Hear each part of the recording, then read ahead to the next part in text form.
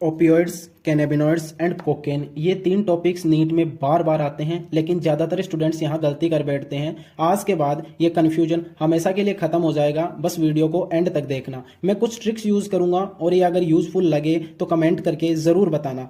एक common sense की बात है कि ये तीनों ही ड्रग हैं, तो ये तीनों ही जो है CNS को अफेक्ट करेंगी, तो कहीं ना कहीं इन तीनों में ही आपको CNS देखने को मिलेगा। फॉर एग्जाम्पल, ओपियोइड्स के रिसेप्टर कहाँ होते हैं? CNS में। कैनाबिनॉइड्स के रिसेप्टर कहाँ होते हैं? ब्रेन में। यहाँ एनसीईआरटी खेल करती है क्योंकि यहाँ पे डायरेक्ट CNS नहीं लिखा गया है, यहाँ ब्रेन लिखा गया है, और यहाँ से डायरेक्ट क्वेश्चन भी पूछ लिया जाता है क्योंकि गलत होने के चांसेस यहाँ पे बढ़ जाते हैं। ब्रेन भी CNS का ही पार्ट होता है। कोकेन में भी आपको CNS देखने को मिलेगा।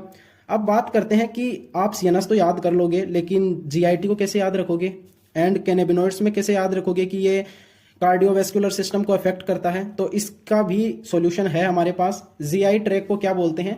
Gastro intestinal tract. तो इसको हम डाइजेस्टिव सिस्टम बोल सकते हैं। कुछ भी अगर हम खाते हैं या पीते हैं तो वो डाइजेस्टिव सिस्टम में जाता है।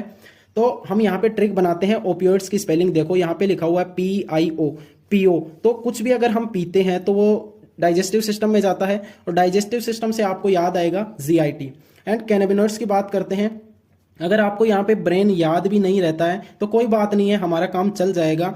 कैनाबिनॉइड्स की स्पेलिंग देखो आप, कैनाबिनॉइड्स की स्पेलिंग में B आ रहा है, ना तो B ओपियोइड्स में आ रहा है, ना ही B कोकेन में आ रहा है, सिर्फ कैनाबिनॉइड्स में ही B आ रहा है। तो B फॉर आप ब्रेन याद रख सकते हो। एंड आगे लिखा हुआ है NOD। तो हम नोड कहाँ पढ़ते हैं? हम नोड पढ़ते हैं हार्ट में, ऐसे नोड, एवी नोड। तो आप यहाँ से कनेक्ट कर पाओगे कि कैनाबिनॉइड्स अफेक्ट करता है कार्डियोवैस्कुलर सिस्टम को, कोई रट्टाबाजी नहीं है। अब कोकेन की बात करते हैं। तो कोकेन में याद रखना है कोका से डोपा। तो आप यहाँ रिलेट कर पाओगे कि डोपामीन का कनेक्शन किससे था?